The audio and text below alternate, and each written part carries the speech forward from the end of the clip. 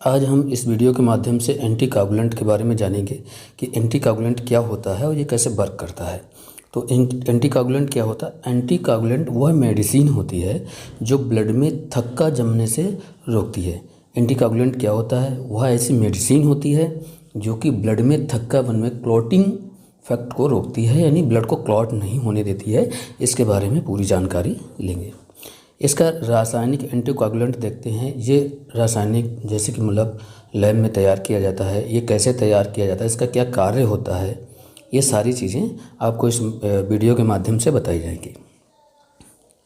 इन anticoagulant को laboratory में तैयार किया जाता है। यह निम्न प्रकार के होते हैं।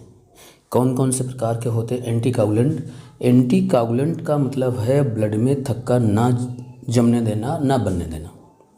ये लेबोरेटरी में ब्लड टेस्टिंग में उपयोग किया जाता है और आम तौर पर इसकी दवाइयाँ भी आती हैं जो कि मतलब हार्ट स्ट्रोक वगैरह में यूज़ की जाती हैं। तो सबसे पहले देखते हैं नंबर 1 सिट्रेट। ये देखते हैं सिट्रेट में क्या क्या आता है। ट्राइसोडियम सिट्रेट आता है और नंबर 2 में आता है डाइसोडियम सिट्रेट। ट्राइसोडियम सिट्रेट और डाइसोडियम सिट्रेट आता है। नंबर 2 देखते हैं EDTA। EDTA क्या होता है? जो कि आप लोगों ने आम भाषा में सुना होगा। EDTA बायल आता है, इस टाइप का एक बायल होता है और इसमें रेड कलर की कैप ऊपर लगी होती है। इसमें एंटीकोगुलेंट पड़ा होता है। एंटीकोगुलेंट मतलब ब्लड को जमने नहीं देता है। इसमें ब्लड डालते हैं तो ब्लड जमता नहीं है। अब देखते हैं EDTA क्या होता है। EDTA का ethylene diamine tetra acidic acid, ये इसकी फुल फॉर्म होती है। EDTA की फुल फॉर्म होती है ethylene diamine tetra acidic acid. 3 number पे आता है CPD सिट्रेट फास्फेट डेक्सट्रोज। ये भी एक एंटीकोगुलेंट है। और उसके बाद 4th नंबर पे देखते हैं ऑक्सुलेट। ये भी होता है, इसमें डबल ऑक्सुलेट होते हैं। जैसे कि मतलब आगे इसको आपको समझाया जाएगा वीडियो के माध्यम से। अब सबसे पहले हम देख लेते हैं EDTA कि EDTA क्या होता है और ये कैसे वर्क करता है, कैसे प्रिपरेशन किया जाता है, इसका कैसे बनाया जाता है इसको। EDTA क्या होता है? EDTA का बायल मैं आपको दिखाने का प्रयास करूं। कैसा EDTA का बायल होता है? आपको EDTA का बायल इस प्रकार का मिल जाएगा। ये EDTA का बायल होता है। इसमें ऊपर से नीले कलर की एक कैप लगी होती है और इसमें EDTA पड़ा होता है, इसके अंदर ऐड होता है। इसमें 2 ml ब्लड अच्छे तरीके से रखा जा सकता है, जो कि काफ़ी होता है इतना। आगे इसके बारे में समझ लेते हैं, पूरी जानकारी ले लेते हैं ये कैसे काम करता है, कैसे इसको बनाया जाता है। तो जो है ethylene diamine tetra acidic acid, ये कैसे तैयार किया जाता है तो इसको देखते हैं। यह एंटीकोगुलेंट कंप्लीट ब्लड काउंट यानी CBC ब्लड स्मेयर, ब्लड का स्मेयर बनाने में कहने का मतलब एक स्लाइड लेते हैं, स्लाइड में एक स्मेयर बनाते हैं और हीमोग्लोबिन इलेक्ट्रोफोरेसिस और स्केलिंग टेस्ट और ग्रुपिंग के लिए यूज़ किया जाता है। इतनी चीज़ों में ये EDTA यूज़ किया जाता है। हीमोग्लोबिन का एस्टिमेशन भी इसमें करते हैं, टेस्ट करते हैं, ब्लड स्मेयर भी बनाते हैं और इलेक्ट्रोफोरेसिस और स्केलिंग टेस्ट और ब्लड ग्रुप टेस्ट इसमें यूज़ किया जाता है। एंटीकोगुलेंट ब्लड को क्लॉट नहीं होने देता है। यह अभी आपको बताया गया है कि एंटीकोगुलेंट ब्लड को थक्का नहीं बनने देता है, क्लॉट नहीं होने देता। यह 1.5 mg प्रति ml की कॉन्सेंट्रेशन में यूज किया जाता है। ये कितना यूज किया जाता है? 1.5 mg की कॉन्सेंट्रेशन में यूज किया जाता है। ब्लड के साथ it is mechanism of action is chelation of calcium. इसमें जो है इसके मैकेनिज्म, कैसे इसका एक्शन होता है और कैसे ये कैल्शियम बॉन्ड को बनाए रखता है, तो इसमें ये सारी चीज़ें इंक्लूड होती हैं। ऑक्टुलेशन और ब्लड का रेशियो मेंटेन रखना बहुत ज़रूरी होता है। एंटीकोगुलेंट जो है इसमें ब्लड का रेशियो रखना बहुत ज़रूरी होता है। ज़्यादा भी नहीं होना चाहिए, कम भी नहीं होना चाहिए। यदि यह 2 mg प्रति ml से ज़्यादा हो तो सेल स्क्रीन कर देता है। मतलब जो है अगर इसमें हम 2 mg प्रति ml से ज़्यादा अगर हम ब्लड को भर देते हैं तो इसमें क्या होता है, सेल जो है स्क्रीन हो जाते हैं तो वो ब्लर हो जाते हैं, भद्दे हो जाते हैं, मतलब अच्छी तरीके से दिखाई नहीं देते हैं। वो माइक्रोस्कोप की सहायता से देखते हैं तो ऐसा कुछ प्रतीत होता है। इससे हेमोक्रेटिक वॉल्यूम डिक्रीज हो जाती है। जो हेमोक्रेटिक वॉल्यूम जो होती है वो डिक्रीज होती है। हेमोक्रेटिक मतलब HCV वो डिक्रीज हो जाती है, मतलब कम हो जाती है। और मेन कर्पस्कुलर हीमोग्लोबिन कॉन्सेंट्रेशन की मात्रा बढ़ जाती है, यानी MCHC की मात्रा जो है इसमें वॉल्यूम जो है वो बढ़ जाती है, इंक्रीज हो जाती है। और प्लेटलेट्स काउंट हाई हो जाता है, और प्लेटलेट्स काउंट भी ज़्यादा बढ़ जाता है और हाई हो जाता है। तो इसमें मैन जो है कि इसमें जो आपका एंटीकोगुलेंट डालना चाहिए वो मिनिमम मात्रा में होना चाहिए, जितना कि आगे वीडियो में आपको बताया जाएगा कितना डालना चाहिए। अब देखते हैं EDTA, इसको कैसे प्रिपरेशन किया जाता है, तैयार कैसे किया जाता है, ये देख लेते हैं। तो EDTA को लेबोरेटरी में 10 ग्राम EDTA सोल्यूशन को 1000 ml डिस्टिल वाटर में डिजोल्व करके बनाया जाता है। कैसे ये बनाया जाता है कि सबसे पहले हम 10 ग्राम EDTA को लेते हैं और इसमें 1000 ml डिस्टिल वाटर लेते हैं और उसमें जो है अच्छी तरीके से हम घोलते हैं। घोल के ये बनाया जाता है, प्रिपरेशन किया जाता है।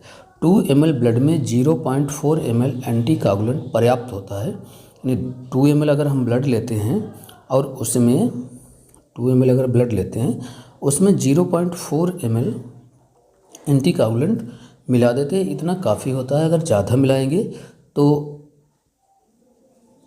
ब्लड को जो है ब्लड में जो सेल्स हैं वो आपको अच्छी तरीके से दिखाई नहीं देंगे, हेमोलाइसिस भी हो सकते हैं। यह एंटीकोगुलेंट सेल स्ट्रक्चर को डिस्टर्ब नहीं करता है। यानी कहने का अर्थ ये है कि अगर हम इसमें 0.4 ml एंटीकोगुलेंट मिलाते हैं तो ये सेल की बनावट को डिस्टर्ब नहीं करता है, सेल सीधे और अच्छे दिखाई देते हैं। अगर ज़्यादा मिला देते हैं तो सेल गड़बड़ में हो जाते हैं, ये बिगड़ जाते हैं, अच्छे तरीके से दिखाई नहीं देते हैं। इसलिए इसका प्रयोग सेल काउंट, ESR और प्रोथ्रोम्बिन एस्टिमेशन के लिए किया जाता है। इसका प्रयोग किस किस के लिए किया जाता है? सेल काउंट, जिससे कि सेल को काउंट करना, जैसे कि RBC है, WBC है, इसको काउंट करना। ESR भी लगाना, इरिथ्रोसाइट सेडिमेंटेशन रेट, प्रोथ्रोम्बिन इसको लगाना, इसका एस्टिमेशन किया जाता है। अब इसका हम प्रिपरेशन देखते हैं, इसको तैयार कैसे करते हैं, कैसे तैयार किया जाता है लेबोरेटरी में। तो इसमें जो है preparation potassium ethylene diamine tetra acetic acid, ये हम 20 ग्राम लेते हैं। Dipotassium ethylene diamine tetra acetic acid 20 gram लेते हैं। उसके बाद में डिस्टिल वाटर 200 ml लेते हैं। इसमें ऊपर आपको समझाया गया था कि 10 ग्राम EDTA लेते हैं, उसमें 1000 डिस्टिल वाटर मिलाते हैं। ऐसे ही इसमें जो है 20 ग्राम अगर लेते हैं तो 200 ml जो है डिस्टिल वाटर मिलाएंगे इसमें। अब मिक्स टू डिसोवेट, और उसको मिक्स अच्छी तरीके से करते हैं। Place 0.04 ml of this solution in 4 bottles for 2.5 ml of blood. कहने का अर्थ है इसको हम अच्छे तरीके से मिक्स करते हैं और 0.04 ml का इस सोल्यूशन को 4 बोतल में 2.5 ml ऑफ ब्लड, ये 2.5 ml इसमें ब्लड रख सकते हैं।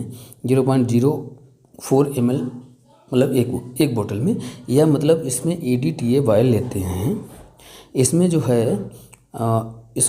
इसमें स्प्रे कर देते हैं या इसमें ड्रॉप के माध्यम से डाल देते हैं इसके अंदर, और डालने के बाद में इसमें 2.5 ml तक ब्लड को हम रख सकते हैं, जो कि हमारे वैल्यूएशन को बनाए रखेगा। सेल का सेल स्ट्रक्चर है वो डिस्टर्ब नहीं होंगे। फॉर रूटीन हेमोलॉजिकल इन्वेस्टिगेशन, इसमें रूटीन हेमोलॉजिकल इन्वेस्टिगेशन करते हैं, जांच पड़ताल करते हैं इसकी। और 2 से 3 ml of EDTA blood is required, इसमें 2 से 3 ml ब्लड डाल सकते हैं इतने में, तो ये आपको डिस्टर्ब नहीं सेल को करेगा और अच्छे तरीके से आपको रिजल्ट देगा। अब डिसएडवेंचर इसके देखते हैं, इसकी हानि क्या होती है। It is can not be use for coagulant test, यह कागुलेंट टेस्ट में यूज नहीं किया जा सकता है।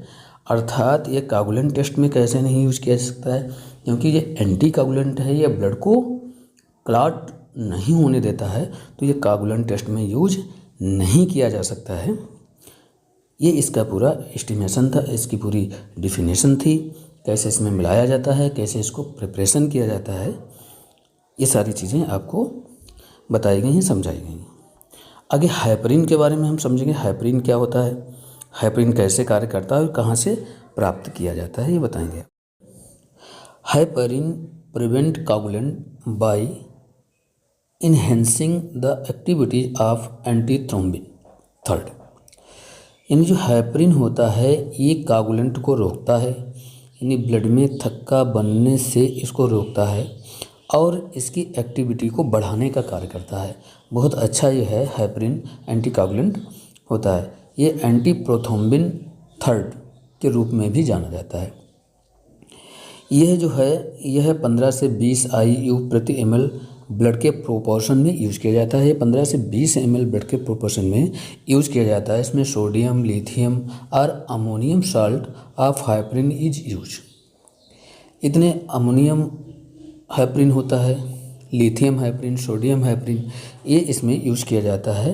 ये इसका बायल किस कलर का होता है, इसका बायल जो है ग्रीन कलर का होता है, ये इसका बायल है। ये सोडियम हाइपरिन का बायल है, ये ग्रीन कलर का होता है। इसके टॉप पर जो है ग्रीन इसका कैप लगा होता है और ये सोडियम हाइपरिन का बायल होता है। इस टाइप का बायल आपको देखने को मिलेगा। यह एस्मोटिक फ्रैगिलिटी टेस्ट और इम्यूनोफेनोटाइपिंग में यूज़ किया जाता है। ये स्पेटिक फ्रैगिलिटी टेस्ट में यूज़ किया जाता है। इस प्रकार से ये इसमें टेस्ट परफॉर्म किए जाते हैं। डिसएडवेंचर इसके क्या हैं, इसमें हानि क्या होती है। कस blue background of blood smear expensive. कस कारण क्या है इसका, जो blue background of blood smear, जो ब्लू बैकग्राउंड ब्लड स्मेयर है ये एक्सपेंसिव होता है, यानी इसमें ज़्यादा महंगा होता है। लेकिन it is not use to TLC, इसको TLC टेस्ट के लिए यूज नहीं कर सकते हैं। ये एंटीकागुलेंट होता है लेकिन ये TLC टेस्ट के लिए यूज नहीं किया जाता है। जैसे सोडियम हाइपरिन है, लिथियम हाइपरिन है, ये लगभग जो है इसमें TLC वगैरह नहीं लगाई जा सकती है। इसमें बड़े बड़े टेस्ट जैसे MTB, TB गोल्ड वगैरह और टेस्ट इसमें लगाए जा सकते हैं। अब ये हमें प्राप्त कैसे होता है इसके बारे में जान लेते हैं। इसको कैसे हम बनाते हैं। फ़िलहाल ये लेबोरेटरी में नहीं बनाया जाता है क्योंकि ये जीवों से प्राप्त किया जाता है।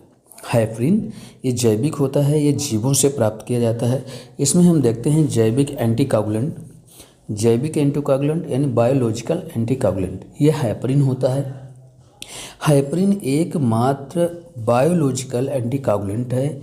अगर क्वेश्चन पूछा जाए कि एकमात्र ऐसा एंटीकागुलेंट कौन सा है तो हाइपरिन का वही बताएंगे, हाइपरिन को बताएंगे। ये एकमात्र ऐसा एंटीकागुलेंट है जो जीवों से प्राप्त किया जाता है।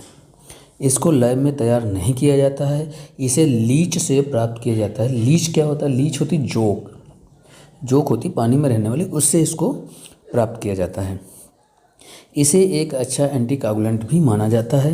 ये बहुत अच्छा एंटीकागुलेंट है, ब्लड को क्लॉट नहीं होने देता है क्योंकि ये RBC साइज को प्रभावित नहीं करता है। RBC की साइज जो है उसको कोई भी प्रभाव नहीं डालता है, सेम रहती है RBC की साइज। इसका प्रयोग ब्लड गैसेस को डिटर्मिनेशन के लिए किया जाता है, ब्लड गैस को डिटरमाइन के लिए इसका प्रयोग किया जाता है। इसके अलावा इसका प्रयोग ESR, PCB इत्यादि में, यह एस्मोटिक फ्रैगिलिटी और दूसरे हेमोलॉजिकल टेस्ट में यूज किया जाता है। इसका पूरा यही प्रोसीजर होता है। अब देखते हैं डबल ऑक्सलेट क्या होता है।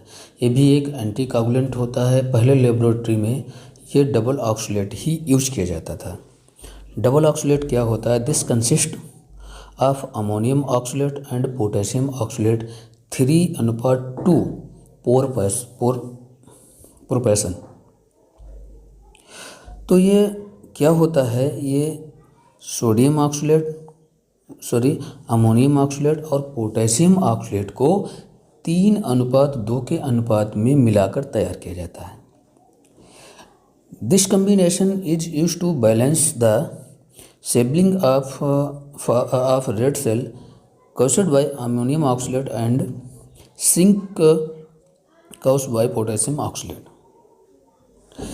अब इसमें हम क्या देखते हैं, यह कम्बिनेशन जो है आरबीसी सेल को डिस्टर्ब नहीं करता है, इसकी स्ट्रक्चर को अच्छी तरीके से बनाए रखता है और इसमें जो है अमोनियम ऑक्सलेट और सिंकेज काउस्ड बाय पोटेशियम ऑक्सलेट मिला होता है। अब इसको प्रिपरेशन देखते हैं, ये तैयार कैसे किया जाता है। इसको सबसे पहले अमोनियम ऑक्साइड लेते हैं, ऑक्सलेट लेते हैं। अमोनियम ऑक्सलेट को 1.2 ग्राम में लिया जाता है। फिर पोटेशियम ऑक्सलेट को 0.8 ग्राम में लिया जाता है और फिर डिस्टिल वाटर को 100 ml लेते हैं। इन सबको लेने के बाद में अच्छी तरीके से इनको मिक्स करते हैं और इसको तैयार कर लेते हैं, इसको प्रिपरेशन कर लेते हैं, इसको तैयार कर लेते हैं। फिर क्या होता है, place 0.5 ml of this solution in a बोतल for 5 ml blood. 5 ml blood में अगर कोई बायल लेते हैं, इसमें 5 ml तक हम ब्लड लेते हैं तो 5 ml ब्लड में 0.5 ml सिर्फ sodium oxalate, potassium oxalate, double oxalate जो है ये पर्याप्त मात्रा में होता है, ये इतना वर्क करता है, कार्य कर ऑक्सलेट। अब इसको देखते हैं ये क्या करता है। इस एंटीकोगुलेंट को तैयार करने के लिए 1.2 ग्राम अमोनियम ऑक्सलेट और 0.8 ml पोटेशियम ऑक्सलेट को 100 ml डिस्टिल वाटर में डिसोल्व करते हैं, यानी घोलते हैं या मिलाते हैं। उसके बाद में लगभग 0.2 ml एंटीकोगुलेंट 2 ml ब्लड में पर्याप्त होता है। 5 ml ब्लड में 0.5 ml मिलाएंगे और 2 ml ब्लड में 0.2 ml मिलाएंगे। यह एंटीकोगुलेंट सेल स्ट्रक्चर को डिस्टर्ब नहीं करता है और लंबे समय तक ब्लड को इस कोगुलेंट के साथ रखा जा सकता है या रख दिया जाता है। इसका प्रयोग सीरम ग्लोबुलिन, प्रोथ्रोम्बिन टाइम और ब्लड सेल एस्टिमेशन में किया जाता है। तो ये आपका डबल ऑक्सलेट था। पहले लेबोरेटरी में डबल ऑक्सलेट ही चला करता था, इस हिसाब से बनाया जाता था। आगे देखते हैं ट्राइसोडियम सिट्रेट। ये ट्राइसोडियम सिट्रेट क्या होता है, पूरी जानकारी लेते हैं। Trisodium citrate 3.2%। ये कैसे तैयार किया जाता है, इसका मेन कार्य क्या होता है, ये देखते हैं। तो यह एंटीकोगुलेंट स्टडी के लिए यूज़ किया जाता है। ये भी एक एंटीकोगुलेंट है। इस एंटीकोगुलेंट मतलब ब्लड को ये भी क्लॉट नहीं होने देता है। मेनली ये एर्थोसाइट सेडिमेंटेशन रेट यानी मतलब ESR वेस्टर्न ग्रीन जो मेथड होता है उसमें ये यूज़ किया जाता है। एक विंट्रोब मेथड होता है और एक वेस्टर्न ग्रीन मेथड होता है। तो ये वेस्टर्न ग्रीन मेथड में यूज किया जाता है। इसकी जो है ट्यूब काफ़ी लंबा होता है और उसमें ये यूज किया जाता है। इसको कैसे प्रिपरेशन करते हैं, तैयार कैसे करते हैं, तो प्रिपरेशन में देखते हैं। ट्राइसोडियम सिट्रेट, इसको 3.2 ग्राम लेते हैं और डिस्टिल वाटर 100 ml लेते हैं। Mix well to dissolve store in a refrigerator 2 से 8 डिग्री सेल्सियस। इसको मिक्स करते हैं और अच्छे तरीके से घोल लेते हैं और इसको रेफ्रिजरेटर में यानी फ्रिज में 2 से 8 डिग्री सेल्सियस पर स्टोर कर देते हैं। यह 1.9 एंटीकोगुलेंट ब्लड, इसका 1.9 जिसके ऊपर आपको समझाया गया है, इसमें जो है 1:9 का रेशियो ही रहता है। इसमें ब्लड डालते हैं और ये वर्क करता है। यह प्रोपेशन एंटीकोगुलेंट स्टडी के लिए यूज़ किया जाता है। फॉर प्रोपेशन ESR के लिए यूज होता है। ये एर्थोसाइट सेडिमेंटेशन रेट जो है इसमें यूज किया जाता है। ये वेस्टर्न ग्रीन मेथड के लिए यूज किया जाता है। अब हम देखते हैं सोडियम फ्लोराइड, ये क्या होता है, इसका कार्य क्या होता है या कैसे तैयार करते हैं, ये सारी जानकारी लेते हैं। सोडियम फ्लोराइड, यह anticoagulant only blood glucose determination के लिए किया जाता है। यह एंटीकोगुलेंट है, ये भी ब्लड को क्लॉट नहीं होने देता है, लेकिन इसको सिर्फ ग्लूकोज के परीक्षण के लिए ही यूज़ किया जाता है। इसका बाइल जो है इस प्रकार का होता है, ये ग्लूकोज बाइल है, इसकी स्लेटी कलर की ढक्कन होती है और इसमें सिर्फ और सिर्फ ब्लड डालकर ग्लूकोज टेस्ट यानी शुगर टेस्ट ही किया जा सकता है और कोई टेस्ट परफॉर्म अक्सर नहीं किया जाता है। तो पूरी जानकारी इसके बारे में लेते हैं। तो ये क्या होता है, ये ग्लूकोज के लिए यूज़ किया जाता है और इसमें 2.5 mg प्रति ml लेते हैं। 1 ml में 2.5 mg लेते हैं। यह ग्लाइकोसिस को स्टॉप कर देता है, ग्लूकोज के बॉन्ड को रोक देता है, जिससे ग्लूकोज की वैल्यूम नॉर्मल आती है। यानी जितना हीमोग्लोबिन में जितना ब्लड में ग्लूकोज होगा वो उसकी नॉर्मल वैल्यू आएगी, यानी ये नहीं कि कम कर दे या ज़्यादा कर दे, तो इसलिए इसको मिलाया जाता है। एंटीकोगुलेंट को जमने क्लॉट से रोकता है। इसका उपयोग हेमोलॉजिकल लेबोरेटरी में किया जाता है और किस प्रकार का एंटीकोगुलेंट प्रयोग में लाना है यह ब्लड पर निर्भर करता है। जैसे कि ADTA लेना है या फ्लोराइड लेना है या डबल ऑक्सलेट लेना है या सोडियम सिट्रेट लेना है, ये पैथोलॉजिकल टेस्ट पर डिपेंड करता है कि किस प्रकार का बाइल लेना है। अब देखते हैं सिट्रेट यानी ट्राई सोडियम सिट्रेट, ये मैन होता है। इसमें देखते हैं किसके लिए यूज़ किया जाता है और किस प्रकार ये प्रिपरेशन करते हैं, तैयार करते हैं। तो इसमें जो है ट्राई सोडियम सिट्रेट, इस एंटीकोगुलेंट को प्रयोगशाला में 3.8 ग्राम ट्राई सोडियम सिट्रेट को 100 ml डिस्टिल्ड वाटर में मिलाकर तैयार किया जाता है। इसको लेते हैं ट्राई सोडियम सिट्रेट को 3.1 ग्राम और इसको लेकर 100 ml इसमें डिस्टिल्ड वाटर मिलाते हैं और उसको तैयार कर लेते हैं। 2 ml ब्लड में 0.4 ml एंटीकोगुलेंट पर्याप्त होता है। 2 ml ब्लड अगर लेंगे तो इसमें 0.4 ml ब्लड पर्याप्त होता है, इतना रख सकते हैं। इस एंटीकोगुलेंट के साथ डेक्सट्रोज मिलाकर रखने से नमूने को लंबे समय तक स्टोर किया जा सकता है।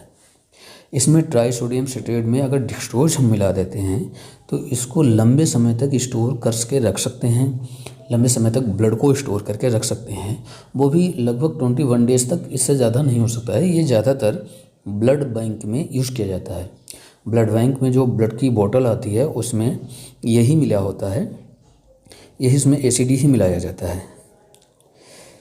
इस प्रकार से एंटीकोगुलेंट को एसिडिक सिट्रेट डेक्सट्रोज यानी एसिडिक कहते हैं, क्योंकि एंटीकोगुलेंट में एसिडिक डिस्टेज के साथ ट्राई सोडियम सिट्रेट और डेक्सट्रोज मिक्स हो जाता है। इसमें ट्राई सोडियम डेक्सट्रोज मिक्स करते हैं तो ये अच्छी तरीके से वर्क कर। ये ट्राई सोडियम सिट्रेट इस पाउडर फॉर्म में आता है। इसको आसानी से अपने लेबोरेटरी में तैयार कर सकते हैं और इसको यूज में ला सकते हैं। तो ये हो गया ट्राई सोडियम सिट्रेट का। और इसको देखते हैं कि मतलब इसका कार्य क्या होता है, ये कैसे वर्क करता है। प्रयोग जो है ब्लड बैंक में किया जाता है। इसका प्रयोग ब्लड बैंक में किया जाता है। ब्लड में इसको मिक्स करके रख लिया जाता है तो ये लगभग 21 डेज तक कार्य करता रहता है। इस एंटीकोगुलेंट के साथ ब्लड 21 डे तक स्टोर किया जा सकता है। ये जो एंटीकोगुलेंट होता है इसमें 21 डे तक ब्लड को स्टोर करके रखा जा सकता है। इसका प्रयोग किया जा सकता है, लंबे समय तक और नहीं किया जा। डाइसोडियम सिट्रेट होता है, ये बफरिंग के लिए प्रयोग किया जाता है और ये काफ़ी कॉस्टली होता है, तो इसलिए इसको ज़्यादातर प्रयोग नहीं किया जाता है और इसका pH भी एडजस्ट करना बहुत कठिन होता है।